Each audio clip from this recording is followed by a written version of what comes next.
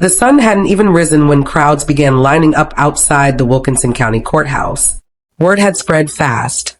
Pumpkin and Josh's marriage battle was about to explode in front of a judge, and the entire Mama June universe was about to be shaken. Producers from multiple networks arrived. Local reporters jostled for position. Paparazzi from Atlanta rented entire vans just to get closer to the drama.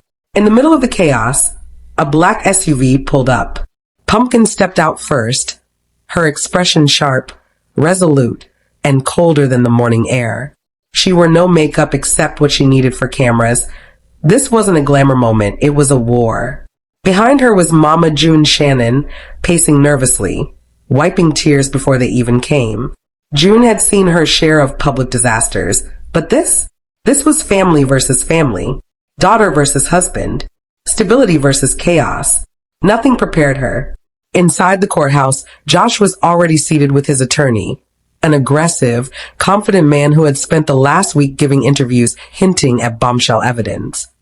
Josh sat stiffly, jaw clenched, refusing to look at the door even as Pumpkin entered. For weeks, rumors circulated that Josh and Pumpkin's marriage was collapsing behind closed doors. Arguments over finances, custody, filming rights, schedules, and June's presence in their home had escalated from shouting matches to legal threats. Sources close to the family leaked that Pumpkin wanted full custody of the kids. Josh claimed Pumpkin was controlling everything. Producers allegedly sided with Pumpkin. Mama June begged them not to split the family on camera. But what pushed everything into a courtroom was a moment that fans hadn't seen on TV. A leaked audio clip, just 14 seconds long. He stormed out, slamming the door. The clip went viral within hours.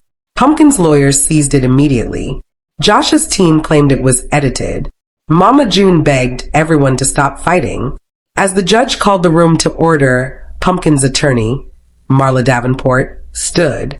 Your Honor, my client is here today because she has been the sole caregiver, emotional provider, financial manager, and stability anchor of this family.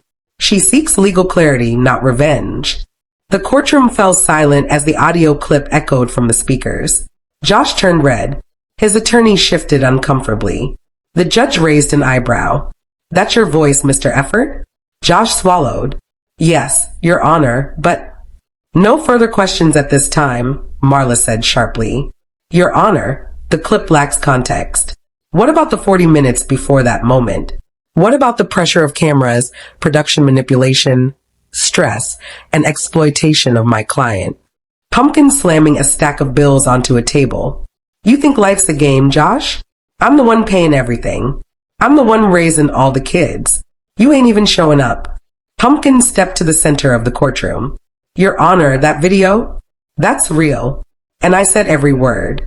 Because for months I've been taking care of 4 kids, my sister, my mama, and a full-time filming schedule. Josh wasn't there. Not emotionally, not physically, not financially. Here is the bank record showing that every paycheck, every sponsored deal, every network payment went through accounts I controlled because Josh refused to participate. Gasps filled the room. Josh's attorney grabbed papers, flipping through them frantically. And then Pumpkin dealt the final blow. Your Honor, everything I've done has been for my family. But I can't hold up a house if someone else keeps cutting the beams. I put pressure on Pumpkin. I leaned on her too much. I wasn't there when she needed me. I let things fall apart. She raised her sister when I should have. She took care of those kids when I couldn't. And Josh, well, I ain't saying he's perfect, but Pumpkin's been holding this family up alone. Please, Your Honor, just do right by her. Do right by those babies. Don't let them suffer because the adults messed up. Reporters scribbled furiously. Half the courtroom cried. Pumpkin covered her mouth. The judge cleared his throat, voice steady. After reviewing testimony, evidence, and statements, I am ready to rule. Legal custody of the children will be awarded to... Mama June sobbed loudly. Pumpkin's hand shook. Josh grabbed the edge of the table. Furthermore, Mr. Joshua Efird will be granted visitation under a structured schedule, contingent on compliance with counseling and parenting classes. Josh froze. His attorney dropped his pen. The court recommends temporary separation mediation, not immediate divorce. This family has endured immense strain due to external pressures, media exposure, and unresolved trauma. You will attend mandatory family therapy. The air inside the Wilkinson County Superior Court was thick enough to cut with a rusted butter knife. Outside, the humid Georgia heat beat down on a pavement crowded with paparazzi, reality TV cameras, and a throng of fans wearing Team Pumpkin t-shirts. Inside, the temperature was sub-zero, chilled not by the AC, but by the icy stare Lauryn Pumpkin Efird fixed on the back of Josh Efird's head. This wasn't just a divorce hearing. It was the season finale of a 6-year saga that had played out across cable television and TikTok live streams. The stakes? Custody of 4 children, the division of reality TV assets, and perhaps most importantly, public vindication. Josh Efird sat hunched at the defense table, his posture suggesting a man who knew he was walking into a buzzsaw. His legal team shuffled papers nervously. Across the aisle, Pumpkin sat poised, radiating the kind of chaotic confidence that only comes from being raised in the fires of the Shannon family spotlight. She wasn't just here to win. She was here to clarify the narrative. As the bailiff called "All rise," the murmur in the gallery, packed with onlookers including Alana, Honey Boo Boo, Thompson, and Jessica Chubbs Shannon, died down instantly. Judge T.J. Holloway took the bench, adjusted his glasses, and looked over the rim at the two parties. "We are here in the matter of Efird versus Efird," the judge intoned. "Let's keep this civil." Spoiler alert, it would not remain civil. Josh's attorney, a sleek lawyer from Atlanta named Marcus Thorne, stood up first. His strategy was clear from the outset. Paint Josh as the stable, silent martyr of the family, the blue-collar dad who kept the lights on while the Shannon women chased fame. "Your Honor," Thorne began, his voice smooth, "Mr. Efird is a simple man. He is a father who stepped up when others wouldn't. For years, he has been the bedrock of this family, providing stability in a household that can only be described as unconventional. He seeks nothing more than a fair 50-50 split and the right to move on with his life without his character being assassinated on social media." Thorne moved to introduce Exhibit a series of clips from Mama June. Family crisis showing Josh cooking, cleaning, and caring for the children while Pumpkin was away on business trips or dealing with her mother's various legal entanglements. "As you can see," Thorne argued, pausing the video on a frame of Josh looking exhausted while holding 2 babies, "my client was the primary caregiver. He was the domestic anchor." Josh nodded solemnly. For a moment, it seemed to work. The courtroom was quiet. The narrative of the long-suffering husband was compelling. Then, Pumpkin's lawyer stood up. Pumpkin's legal counsel was a sharp-tongued local legend named Patricia the Pitbull Vance. She didn't walk to the podium. She stalked it. "Mr. Thorne paints a lovely picture," Vance said, smiling sweetly. "But reality TV is just that, TV. Let's talk about reality. She called Josh to the stand. The cross-examination began slowly. Vance asked about his employment history, his hours, and his contributions to the household bills. Josh answered confidently at first, citing his various jobs. And during the period of June 2023 to January 2024, Vance asked, flipping through a thick binder, "How many hours a week were you working outside the home?" "About 40, Josh said. 40, Vance repeated. She turned to the jury box, though there was no jury. The theatrics were for the gallery. "Exhibit 44B, please." A screen descended. It wasn't footage from the show. It was a log of TikTok gaming livestream hours from an account linked to Josh.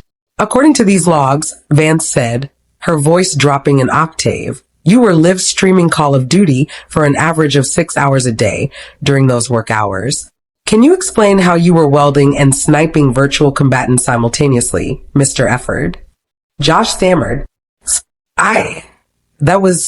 Sometimes I stream on breaks."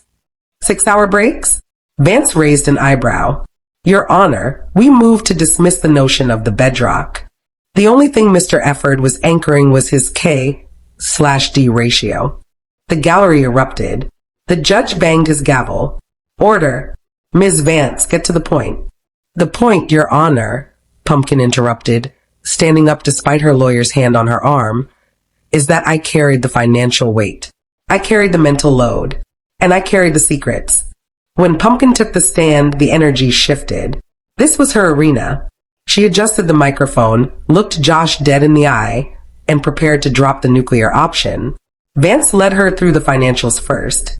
Pumpkin detailed the earnings from the show, the brand deals, and the merchandise sales. She produced receipts showing that the mortgage, the cars, and the children's tuition were paid almost exclusively from her business accounts. But it wasn't just the money, was it, Mrs. Efird? Vance asked. No, Pumpkin said, her voice trembling slightly before hardening into steel. It was the betrayal. The courtroom held its breath. Rumors had swirled for months about the cousin. Tell the court about the timeline of the separation, Vance prompted. Pumpkin took a deep breath. We were trying to make it work. I was handling Mama's issues, raising Alana, raising our 4 kids. I was drowning, and I looked to my partner for help. And where was he? She pulled a stack of printed text messages from her purse, not waiting for her lawyer to submit them into evidence. He wasn't just distant, Your Honor. He was checking out long before the papers were filed. And the worst part? The hypocrisy. He sits there claiming I'm the one who loves drama, but he's the one who started a relationship with a family member's acquaintance before the ink was even dry on our separation agreement. Josh's lawyer objected. Hearsay. Relevance. It goes to character. Vance shouted back. It goes to the stability of the home environment he claims to provide. The judge overruled. I'll allow it. Proceed. Pumpkin didn't let up. She detailed instances of Josh allegedly bad-mouthing her to mutual friends, trying to leverage their children for screen time negotiations, and failing to show up for scheduled visitations because of transportation issues despite having a car she paid for. He wants 50-50 custody. Pumpkin asked the room. He didn't want 50% of the responsibility when we were married. He wants 50% of the check that comes with the kids.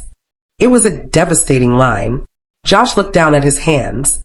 The super dad image was cracking under the weight of receipts, timestamps, and Pumpkin's relentless, rapid-fire delivery. As the trial drew to a close, Pumpkin's team had one final card to play. It wasn't about the past. It was about the future. Mr. Efird claims he has a suitable residence for the children, Vance said. He claims he has a bachelor pad ready for them. Vance projected a series of photos onto the screen. They were taken by a private investigator.